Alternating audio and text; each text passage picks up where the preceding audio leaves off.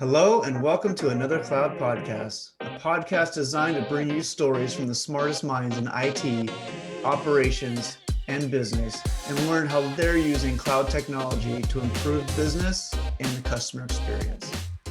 All right, well, welcome to another Cloud Podcast. Today we have Adam Ferenzi. He is the VP of Customer Success at Bigcommerce, based in Austin, Texas. Give a big yeehaw, but Adam, great to have you on the show today. Yeah, thank you for having me. Absolutely. And of course, we've got my co-pilot partner in crime, Artie Boom, on the hook as well. Artie, good to see you again, buddy. Alex, pleasure as always. Adam, thank you for joining the show. Looking forward to the conversation. Why don't we get started, Adam, with you talking a little bit about Bigcommerce and what you guys do there? Sure. So Bigcommerce is a software as a service software provider for e-commerce merchants. So we really try to put out a piece of software that can allow merchants to sell both on the storefronts that we provide, as well as across channels at any stage of growth. So try to really provide them the tools to be successful, whether it's a small mom and pop type startup or side business, things like that, up to we have some of the largest brands in the world, and large internet retailer 1000 and Fortune 500 and those types of companies, but all the way down to Joe in his garage trying to kick up a t-shirt business or whatever it might be. Yeah, absolutely. That's an interesting business model, because I can imagine just being on the customer success side is that you have enterprise clients, they have development teams, they have tons of resources to build things out. Then you have the guy in the back of the house making t-shirts. That's a huge discrepancy as far as skill set goes. How do you even start the process of getting success to work for both sides when it's such a big variety of customers? Yeah, it is certainly a challenge. I think for us, there's there's sort of the model of our business has been able to kind of lend itself to the model of customer success. So when I started with the company, there really was just a technical support group, and that was all we did, and that was all of us did. And we were relatively small, and we served small businesses. As the company has changed over the years, and our CEO is our current CEO, Brent Bellum, who I believe came in 2015, if I remember correctly, kind of changed the direction of the business a little bit, or augmented it, perhaps is a better way to say it, and really leaning into that element of a disruptive technology. We kind of grew up market, and that allowed the support and services to do the same. So slowly we built out professional services groups, which my counterpart runs, and more technical groups in the higher end of our support and things like that.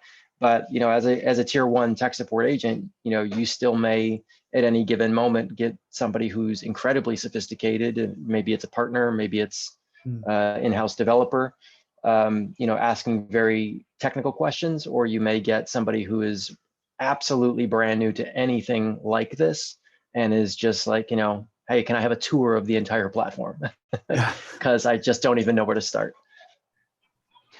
Yeah, and let's talk a little bit about your background. So your origin story, or your career as of past till now. What is the history of your interest in customer success and how you made it there? And did it stem all from post college or during college, or was it sooner or before that or after that? Well, I've worked many different jobs through the years. When I was in high school and college, and I got a master's as well, and oftentimes was working several jobs at a time. But I was kind of geared towards the music industry, so I worked at a lot of different small labels and internships, studios, anything you could get your foot in the door with. And it was really just a byproduct of moving to Austin, Texas. So I'm originally from the Chicago area. My wife and I moved down, and I was actually more on the customer end at the time of running my own small music business that was in the same kind of space, ironically enough. So it was really kind of selling music and merchandise on behalf of independent labels and musicians. And as we moved down, it was just sort of, well, let's get settled and have, a place where I can go and get started. And it was really sort of supposed to be a temporary job. I started as a tier 1 agent. My wife needed to be recertified as a teacher in the state of Texas. So it was just, to kind of get our feet on the ground. But, when any capacity, you're always working with customers in some form or fashion, even if it's internal customers. And, and in running my own business, it was a lot of the same. It was learning how to deal with, people in a distribution warehouse or a record label, or, just some small band trying to get out there, and you deal with a lot of different things. So, I just tried to do my best and help the customers who were in my position. I could certainly relate to them a lot.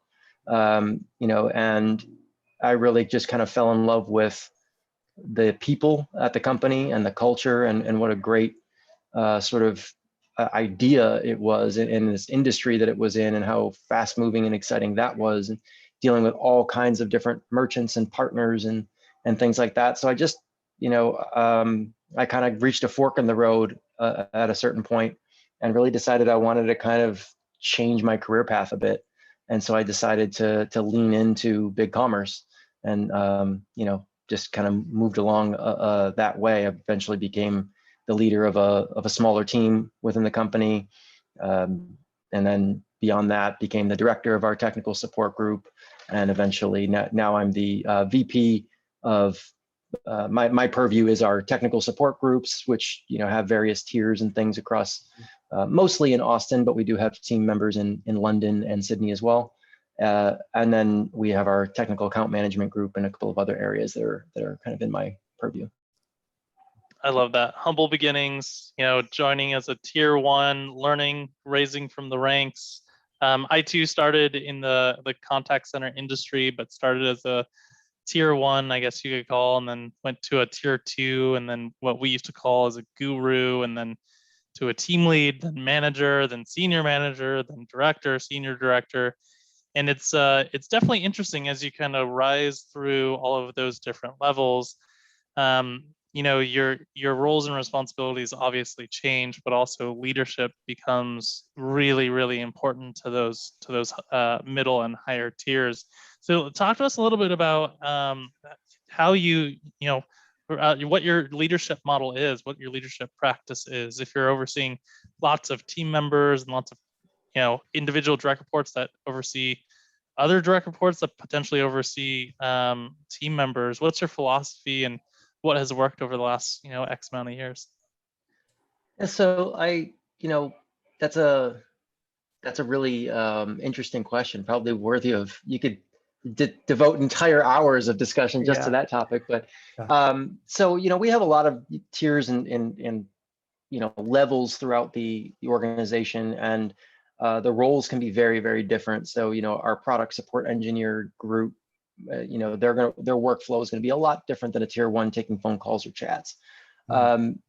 So we've obviously evolved over time and done a lot of things differently. But when I kind of took over as a leader in the organization, I just kind of did that through osmosis almost. It was like, you just sort of do your job the best that you can do it. And I kind of competed with myself and competed with some of the veterans, and would just try to be really a product expert. And it led me to a position that required that sort of expertise.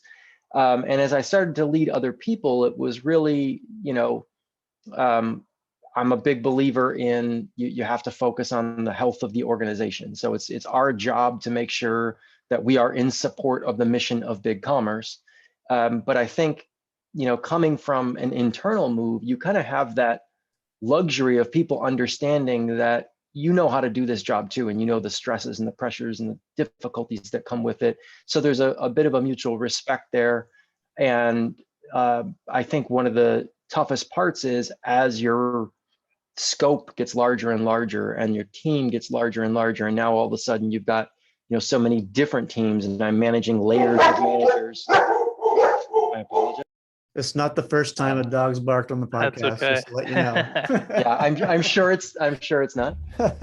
So, as you kind of get through those varying layers of management and things like that, it's making sure that there's still that trickle down of understanding and kind of mutual respect of we know what it is you're going through, and we want to do, you know, what the best thing is for our customers and for Bigcommerce, but we want to do it in a way that is friendly to that agent level, where they really feel like they have a voice that's heard, and they have input, not necessarily always the decision making that they want to have, but they have input. So, you know, we've tried to do a lot of different skip levels and a lot of different you know, mentorship programs and growth programs to try to really highlight successes.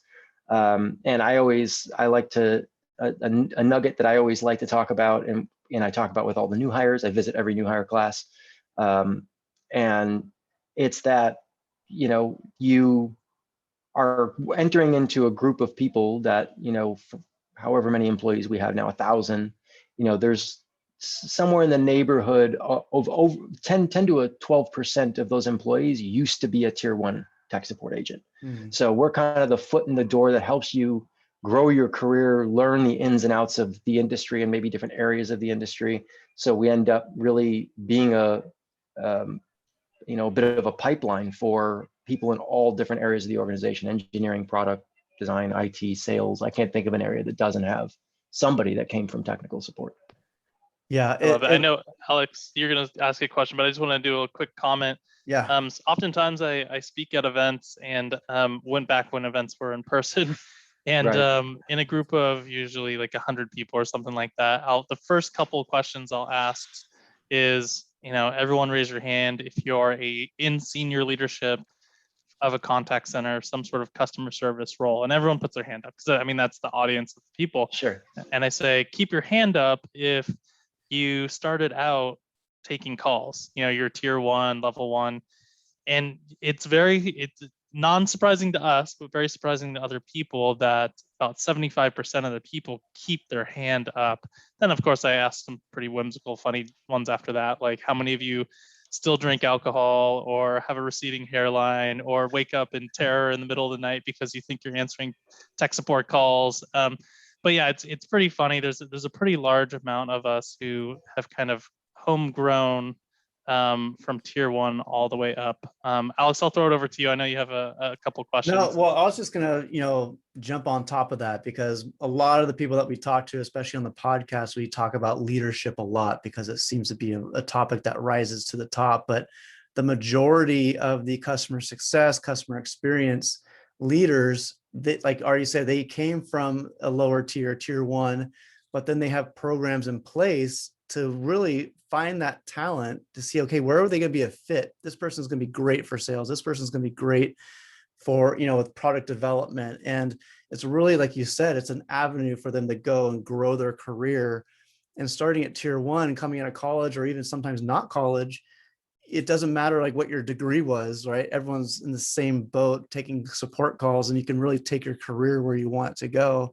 It's really just finding out how hard of a worker you are, and how well you play with other people to make that happen. And so how do you see, you know, that playing out now? Like, it's hard losing good people to other departments, I'm sure, but you know, it's kind of like it's a double-edged sword almost in a good way, right? So how do you look at that? And how do you develop people to find those spots that they might be able to be good fits in? Yeah, it's a tall task to, you know, maintain your own staffing and your metrics and things like that, because, you know, your newer people are just not going to be quite as strong yet. A lot of it comes through experience.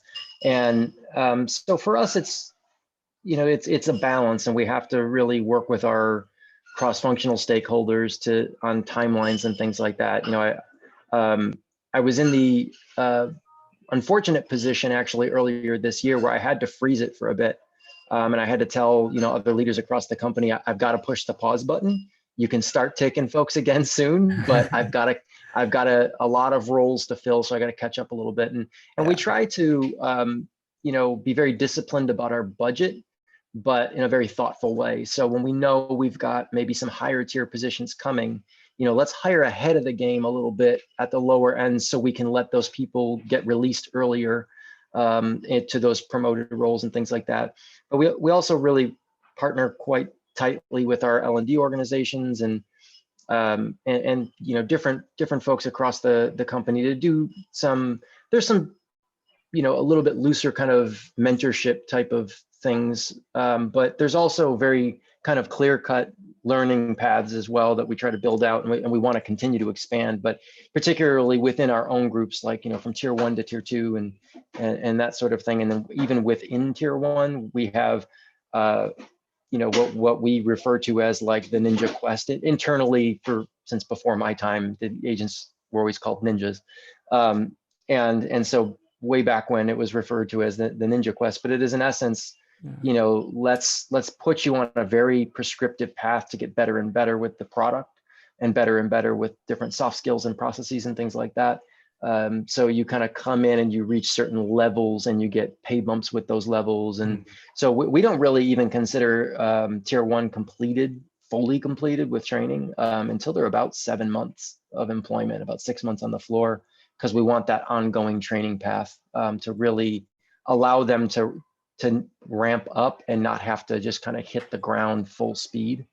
And then that generally by the time we're, getting through that path and they're really starting to polish up their skills as a tier 1 agent, they're starting to see what's out there in the company and say, oh, those growth coaches over there, that seems like a job that really interests me. I'm going to go off and learn a ton about SEO and search engine marketing.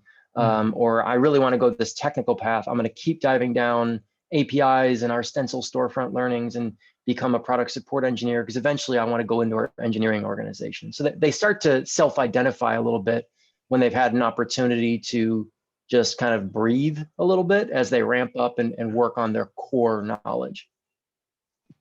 I love that. Ninja as a term. That's a pretty good one. I've heard a couple in my tenure for the last couple decades. I've heard technical support guru, because it's someone who has been down the path, who can kind of Sherpa you down that path from a support standpoint.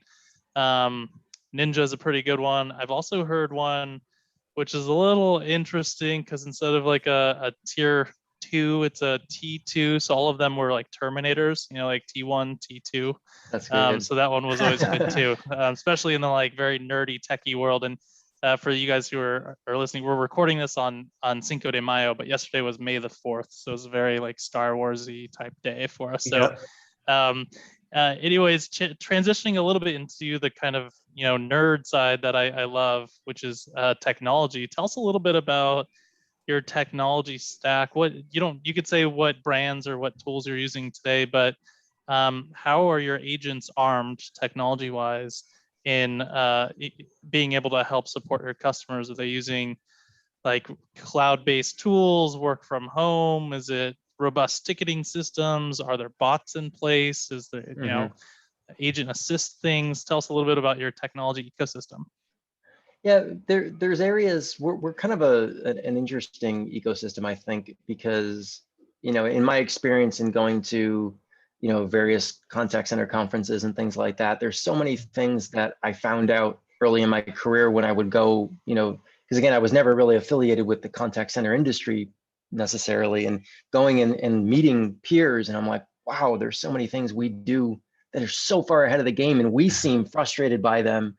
And they're really pretty unique.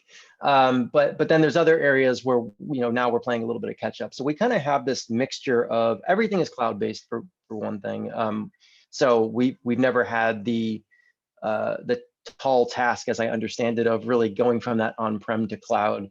But it's very much it fits kind of aligned with where we sit in the e-commerce ecosystem. It's like moving to everything is SaaS products, and so we use when I first started, it was a lot of scrappy sort of bootstrap stuff. We had a open source Ruby on Rails telephony system that was not very robust, but it served us well for that time and place.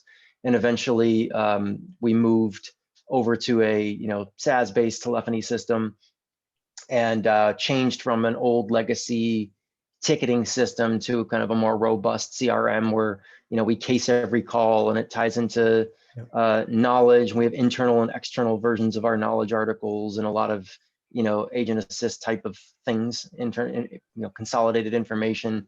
We've got our communities product and that sort of thing. But what ended up happening at that time was, kind of what we were just talking about with that agent growth and identifying that talent is my boss, who actually is going to be retiring soon, but he's a long standing veteran of the contact center industry. He's kind of the opposite of me. He's done this for many years, very successfully, really knows his stuff, great mentor to me and many others. But he kind of came in and looked at it and said, okay, well, first of all, you guys just can't measure enough. Your systems aren't letting you get the measurement you need. And what a terrible agent experience. They can't really see what's going on. You got to get them more visibility. Or how do we go work on these things? So we had a very technical agent in our upper tier who did a lot of our API support and things like that. So we kind of tasked him with a challenge and a side project and said, go build us a call board. So he looked at the telephony systems APIs and some open source charts and graphs and things and built a call board. And that was the seed of what we now refer to as the tool belt, which my counterpart over our workforce planning and analysis group, our senior director over there, has built this thing and kind of product managed it through many years. And so it's a really robust. He's never been happy. He's looked at a ton of different workforce solutions and different things like that. And he's never quite been happy with what they provided. So he's just slowly built it. So it's sort of like half data warehouse, half workforce management at its core, but it's got a ton of different systems of, pulling in and aggregating data from our ticketing systems, from our Jiras, from our telephony, chat, all of those things, and letting us really get a full view, anything we want to see, and kind of get historical views on all of that. And so that, in that sense, we'll really have a pretty high level of sophistication, and we continue to kind of build that out and iterate on it and do a lot of different things. All the schedulings run through there, vacation requests, the one-on-ones are tracked in there, everything. But then, on the flip side of that, as we were kind of beefing up our core technology in the CRM and telephony and what have you, there were some areas where we really didn't have what we wanted to do, and we've been making some strides to catch that up a little bit. So we're evaluating chatbots right now, actually, because we needed to level up our chat tools in order to even do that, because our chat was kind of antiquated. And so we needed to kind of get up to new versions and bring our chat a little bit more omni-channel and a little bit more sophisticated in its routing and things like that. So now we've kind of got that baseline, and we're working on some different sentiment analysis tools and call ingestion, working on some chat bots and multilingual translation tools. Those are kind of the big projects, I would say, and kind of in flight right now, leveling up that side of the ecosystem. Yeah. Rambling, but I hope that answers the question. No, totally does. I think it absolutely does, and that's where we love taking these conversations, is towards bots and towards AI. I just had a call this morning with one of our suppliers that does cloud contact centers, and they're like, yeah, half the customers we talk to, we ask them, what are your customers calling in to complain about? Or and they just get a blank stare because they don't have the data, like you're saying, right? To be able to say, well, what are they? And now that you can get real-time recording and transcription done, and have the AI see see the trends, and then they can look at a week's time, a quarter's time, a year's time, and see these trends on when and why are people calling in and for what problems. And it feels like, if you're not part of that or moving that way, you're just going to get eaten alive by your competition. Yeah. But unfortunately, your statement is exactly what I found in talking to a lot of my peers at, some of the contact center conferences and gatherings and things is, if I went and turned around and tried to put in some of these tools a year ago or 2 years ago, I would have very expensive, door stops or very expensive items that had me confused and chasing shadows, because if you don't have that foundational component, you're really just spinning your wheels. And when like I've kind of led some conversations on chat, for example, in some of these conferences where people are like, well, how do you measure this, and where do you guys go with that? And my answer is kind of half jokingly, well, we measure everything because it's accurate. Yeah. We try to, anything that has an endpoint, we want to measure it. But oftentimes we're like, let's just measure it and put it in a data table so we have it. But let's narrow down our focus to some of the things that are really impactful and meaningful. And everything for us, we really consider ourselves an outside-in organization. So everything starts with what's the customer telling us. So if I didn't, so we have, survey tools in place, and we pull that through the API. And if I didn't know what that was telling me, and I tried to put a sentiment analysis in place, I feel like that would lead me down a weird place, because I don't have the baseline, at least, of what the customer is telling me. Now I can take that baseline of what the customer is telling me and say, all right, for everybody else that chose not to leave a survey, now what is that advanced technology telling me, and filling in the gaps? Yeah. So I think there's a danger in it too, where you can kind of rush ahead a little bit, and you need to sort of get the right things in place so you can figure out what are the right things that I need to measure and that are impactful. And then I can start to open that up a little bit and broaden that scope and get meaningful data out of it. There's a tendency sometimes to just chase the shiny new toys, which I totally get, because I want all the toys. But you gotta make sure that you keep the core, get the core components where they need to be, or you're really not going to drive value out of those tools. And even core personnel from that standpoint, like what I'm finding with sentiment analysis, we're kind of bootstrapping it a little bit to prove some ROI, but it really needs like a full-time analyst. That is an incredibly large undertaking, and no matter how much things say they have AI or machine learning or whatever, there's only so much those things can do. There's a lot of human building out of logic and reports and subscriptions that can only be valuable if you've got somebody in there showing you what's valuable, if that makes sense.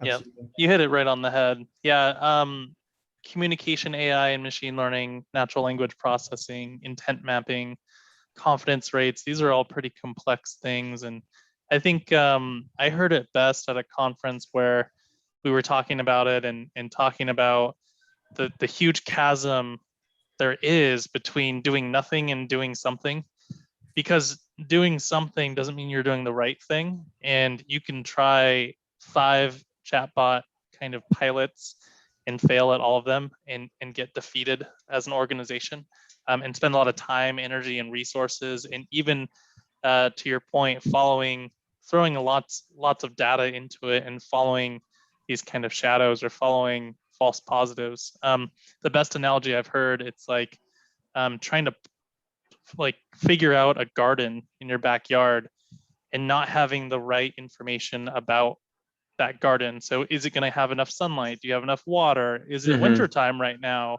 And then once you get your garden going, you have to go in there and pull out the weeds. You need humans to go out and make sure that the machine learning is learning correctly and not going down the wrong path, or the sentiment is not trending one way or another way just because that's how the model was set up.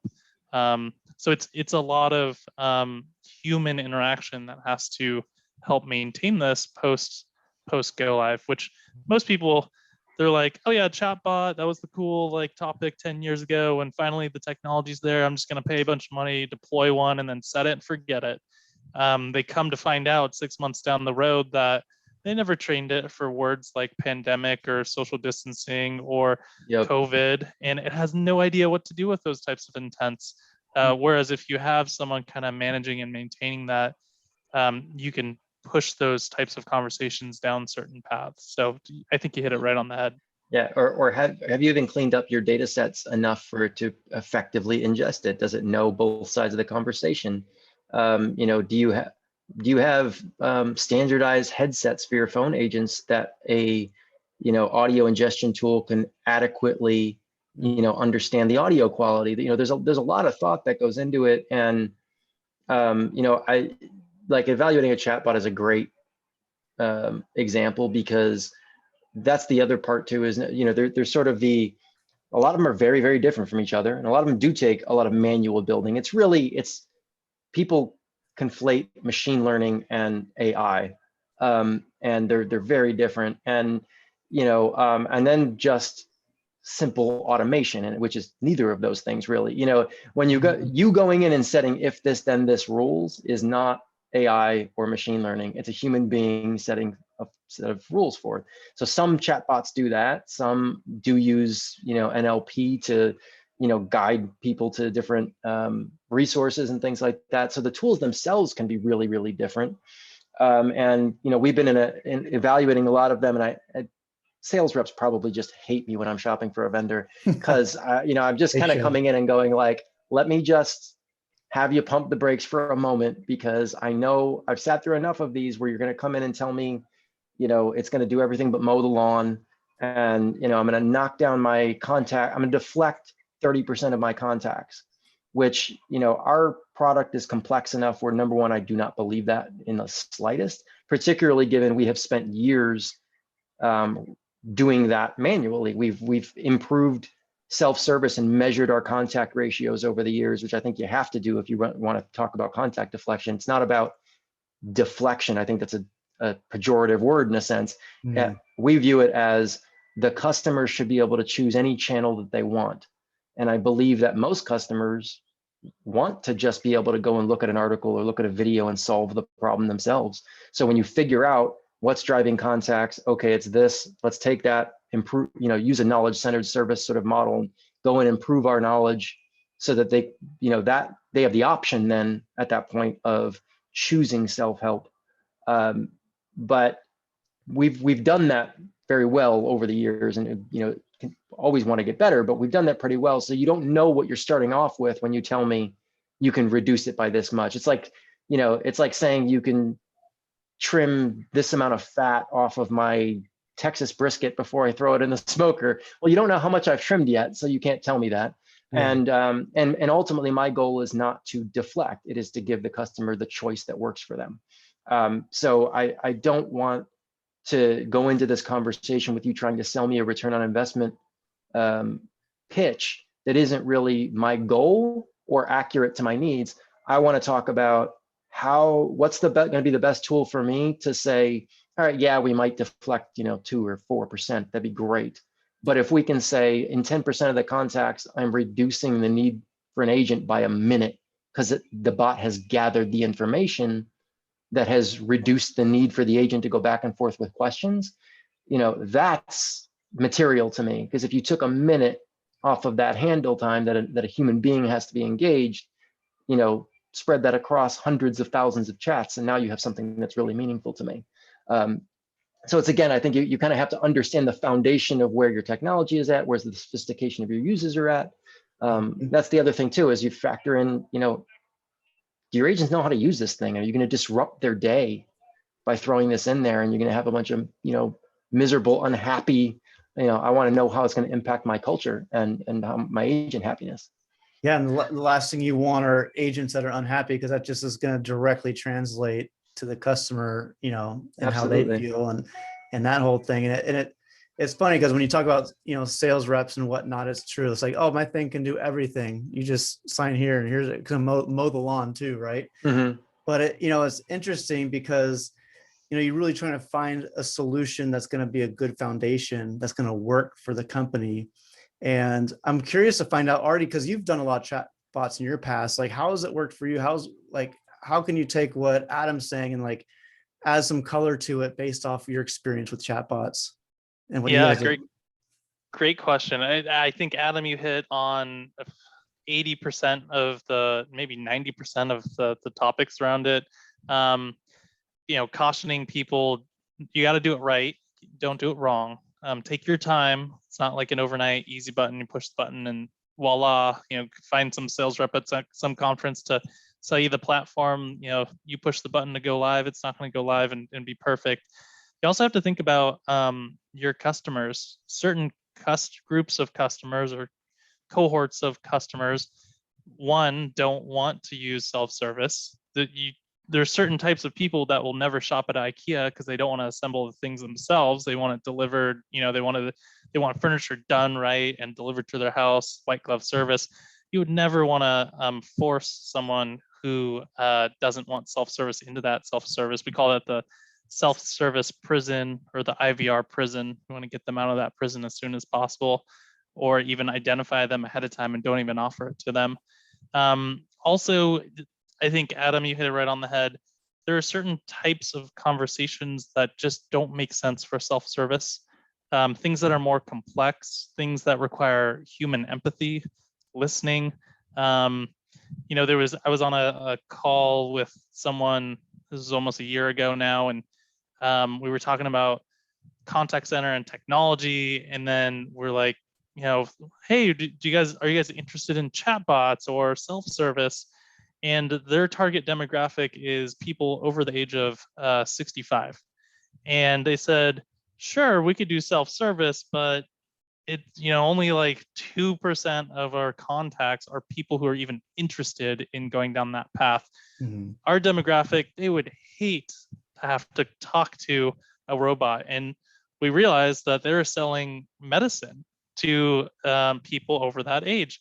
And no one wants to like go through an IVR bot to like reorder their prescription of medicine, especially if it's like their heart medication or something that's crucial for them living and they're running out. They want someone to pick up the phone so that they feel like the company or the brand has some level of empathy with the situation that they're going through. So yeah, that's what I've seen. I've seen people try to go fast with deployment of bots. I've seen people go slow. I'd think maybe a combination of both is good. Maybe try to go fast, but pilot it, use a lot of data, and just maybe try like a very small portion of your user base first. Or maybe just one or two intents. Don't try to boil the ocean. Just try to do some simple things like password reset or look up a status of where an order is, something like that, as opposed to these huge, complex, 20 question chatbots that collect tons of information and open a ticket, and then a live agent has to answer the call anyways. So yeah, that's what I'd recommend. And I think the thing you hit on there too is like being able to jump to an agent. I've never come across any instance where, the kind of obfuscating how you get to a human being is a good idea. So I think, your point about you got to understand your customer base, obviously, mm-hmm. If you're talking to people over 65 versus talking to, predominantly teenagers, you have a very different experience. But in either of those scenarios, there's going to, I don't view it as very customer friendly to just, again, not give them that choice. Sometimes somebody just wants to jump through and talk to somebody. And, that to me, that's just more data. If you're finding that 98% of the time somebody isn't even listening, just go and give me an agent, then you're not presenting them with options that they care about. So it allows you to take the tool and improve upon it and iterate on it, rather than just making the assumption or making the kind of forceful decision for them that they need to go through this whole path. Yeah, and there's some simple tricks you could do, like in a chat bot, if it says something like, how may I help you? Thank you for contacting Acme Co. How may I help you? If they ever curse, immediately put them to a live agent. If they ever say the word operator or live agent or the word 0 or type the number 0, because we've been programmed in our heads, when we call into a call center and you hear the IVR, it's like, press 1 for this, press 2 for Spanish, mm-hmm. press 3 for sales, or press 0 at any time to speak to an operator. People are just programmed, just like hit 0 as soon as possible. Like, I don't want to talk mm-hmm. to the robot. Like, I need to talk to a human. So there's little tips and tricks. Also, if someone, if you ask them, how may I help you today? And then they type something and it doesn't understand, it'll repeat and says, I'm sorry, I couldn't get that. Can you try it again? Or, what can I help you with? And if they fail twice, then definitely get them to a live agent. Don't get them into this like infinite loop where they can't get out of this like single question. That's where we see a lot of frustration. Mm-hmm. Yeah, well, one of the things that we see is a lot of SaaS companies and cloud-based companies, tech companies, barely even offer the voice option, right? They're like, oh, it's like 5% of our support, when it comes through. And so it's good to hear a technology company such as yourself, like actually using a lot of the voice, right? But trying to make it that omni experience, because call deflection is great, but like you said, you just want to open the channels for your customers to have that good experience, to be able to choose the channel that they want to fix the whatever the problem is. I'd be curious to learn a little bit, because you've been there for I think almost 10 years now with Bigcommerce, and it's Mhm. grown up to 1,000 employees. When you first started, about how many employees did you guys have, and then how did you manage just the transition as it grew? And there's a lot of leadership changes, there's a lot of change management, and how things are structured. How did you navigate those roads over the past 9 years? Yeah, this is a topic I get a lot of support leaders reaching out to me to, have coffee or something to talk about this. Like, we're at that tipping point. How do we go 24/7? Or how do we add chat or whatever it might be? Or a lot of people are starting with chat and they want to add voice. Wherever you kind of started from, and it's tough. There's a lot of kind of test and learn. That's, I go back to our chief services officer, Paul Valancourt, right now has been my boss for, I guess, 8 years now, and has done this many times before, right? He worked, support.com. He brought that from 0 to 5,000 or something like that when he took over that role. He was at Intuit before that, and he's kind of done the dance before. So he had a lot of guidance that experience could give us of how to kind of test and learn across some of these things. So I remember being an agent when I came on, myself and one of the guys in my training class, which we were a huge training class at the time, all of 3 of us, because I want to say in Austin headquarters, I think I was like employee 35 or something like that. So we were pretty small. I would say at that point, we only had Sydney and Austin, the one Austin office. And I think between the two, we might have been 50 to 75 range, maybe something like that. So the support team itself, it was like tier 1 might have been 10, 15 people. And myself and this other gentleman were the first ones kind of testing out Sunday. We had no Sunday support. So we would go into the office and work phones from about, I think it was 9 a.m. to 2 p.m. And then the phones would shut back off and we would work cases the rest of our shift. And it was just starting to measure, okay, well, how many people are starting to call in? And then how many people are starting to go, well, let me try it later. I called before and I got somebody. So how many people are starting to learn that you might be broadening that and measuring who's coming in and not getting through, and starting to expand that? Because inevitably, that some of that will peanut butter spread a little bit. People start to learn, okay, they close it to, I better call, it's 1 o'clock, and we'd see a bit of a spike. But it doesn't mean that once you open that back up and they learn that, you're always going to get a spike at 1 o'clock. So it was kind of a lot of that type of learning. And then it was a couple of years later that we pulled the trigger and went full 24/7. And there's, a lot of complexity to the scheduling and coverage and all of that.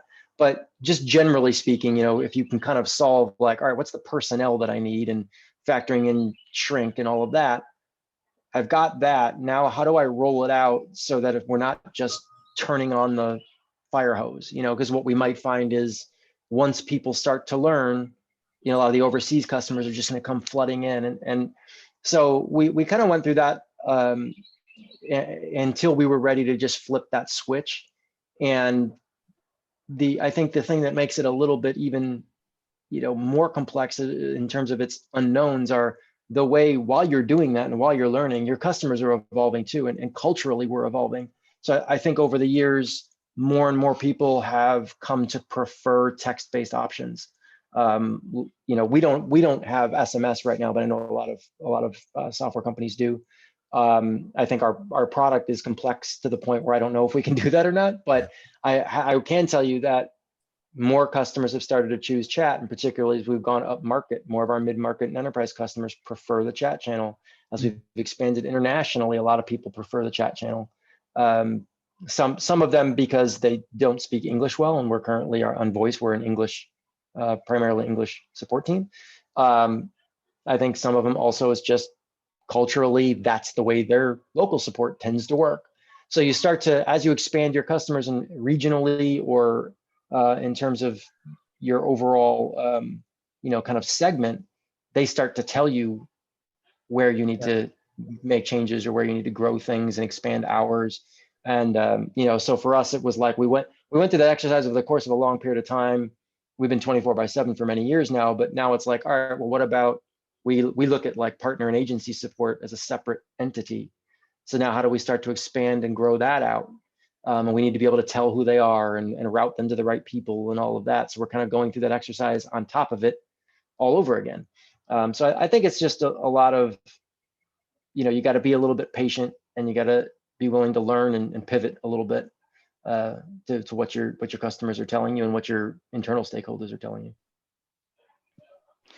Well, Yeah. Adam, it's been an absolute pleasure having you on the podcast today. I know we're coming up on the hour, but we always like to ask our guests one last question before they go, and this might put you on the spot a little bit, so I'll give you a little bit of time to think of an answer. If not, we'll jump in and throw one in there. But so we're all consumers of brands, and we're all customers of companies, and it's very easy for us to remember the not so great experiences, but the good experiences we like to highlight on our podcast. So if you could come up with one good experience that you've had in the last, I don't know, 6 months or a year or even 2 years, tell us a little bit about what made it a good experience and what it was. And then, maybe Alex or I can share one as well too. Alex, I've got one if you don't have one after this.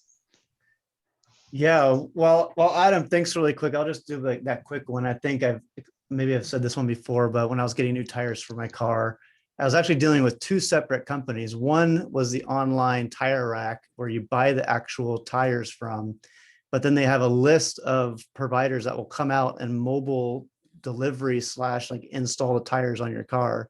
And so it was the easiest process. Click the provider. I looked at the reviews. They all look high, 5-star. The guy comes out, has the whole mobile van set up, jacks the car up on one side so both tires are off, gets the tires off, puts them on, and does it for the whole car. And he's in and out of there within an hour. And I just keep working away in my office like nothing ever happened. Where in the past, you always had to go down to America's Tire. You had to drive down there, wait there, go through that whole rigmarole, get dropped back off to pick up the car. So it was a very, very easy experience and good experience for me.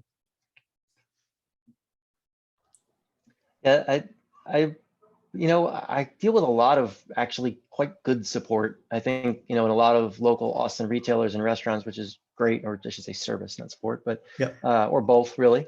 Which I always appreciate wait staff and things like that. That's a tough job, and I'm always looking for those. Boy, if you know how to deal with that really well, you probably do great in a service role. Well, I found that some of my best people came from the restaurant industry. But I can, one that sticks out to me is, and I'll try to condense this down, but it was just one of those classic, back and forth, nobody really cares or wants to help. And it was dealing with two banks. It was something to do with my mortgage. To make a long story short, I was like, had this last lump sum to pay on a financing change and everything.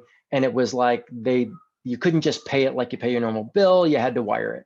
So I called my bank. I said, well, I gotta, they're sending this like invoice to pay off this balance before everything transfers over to the one thing. This is the remaining little nugget of money that I need to pay off, and it has to be wired. And I called my bank and I'm like, well, do you own that account? I'm like, no, it's the bank's account. I'm paying the bank. It's not like my checking account. And I'm like, well, you can't wire it. What do you mean you can't wire it? And I'm like, we can only wire to accounts that are yours. And I said, well, that kind of defeats the purpose of a wire, doesn't it? Why do I need to wire myself money? The point is, I need to, makes no sense to me. And they're like, the only time you can do it externally is if it's for a down payment on a home. We can wire it to a bank. I'm like, I can't just give you the bank's info. Nope, can't be done. All right, call back to and I went back and forth, and I don't know why the last person told you that. Yeah, you can't do that. No, can't. And I spent over the course of 3 days, I probably spent 3 hours on the phone. And I finally got one from my bank that I was trying to wire from, like my checking and savings account. And she sounded like she almost fell out of her chair. She's like, what? why would anybody tell you that? They're telling you can't do this. That makes zero sense. We do this every day, 100 times a day. I don't know. And I was like, I don't know what to tell you. Yeah, I'm like, you're preaching to the choir. I'm just telling you what they're telling me. And she's like, so we were looking to get a cashier's check or something. And she's like, well, before I do that, let me try a few things. And she, let me put you on a quick hold. She's gone very briefly, went and talked to a bunch of people, tried a couple of different like little backdoor routes to try to make it simpler for me. Didn't end up successful, but like made the effort and actually empathized and was really respectful. Didn't knock anybody or anything, but was just like, I don't know why this is such an issue. Let me see if I can solve it for you. All right, we didn't end up there. And by that point, I was just tired. So I'm like, let me just get the cashier's check and be done.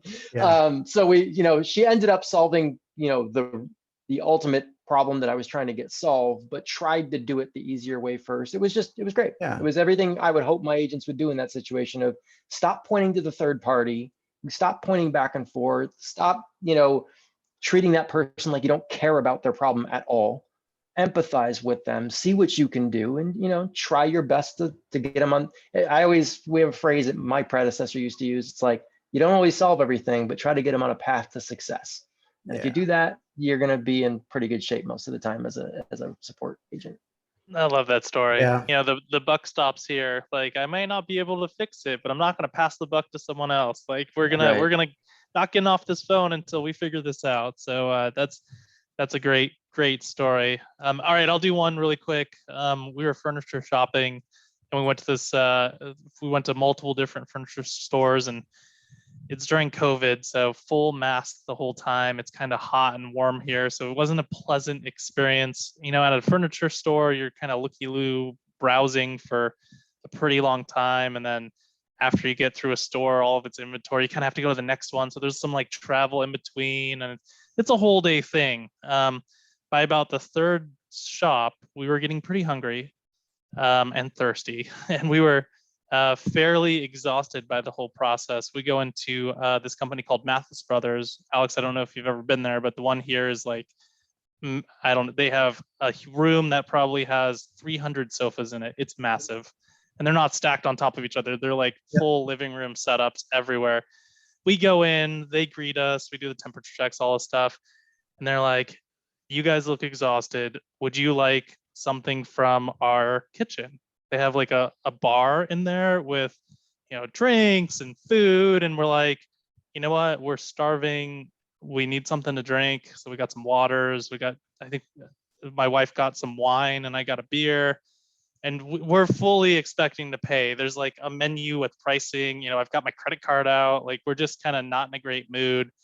And a sales rep comes off the floor, walks over and says, no, you guys don't pay here. Like, I'll cover it.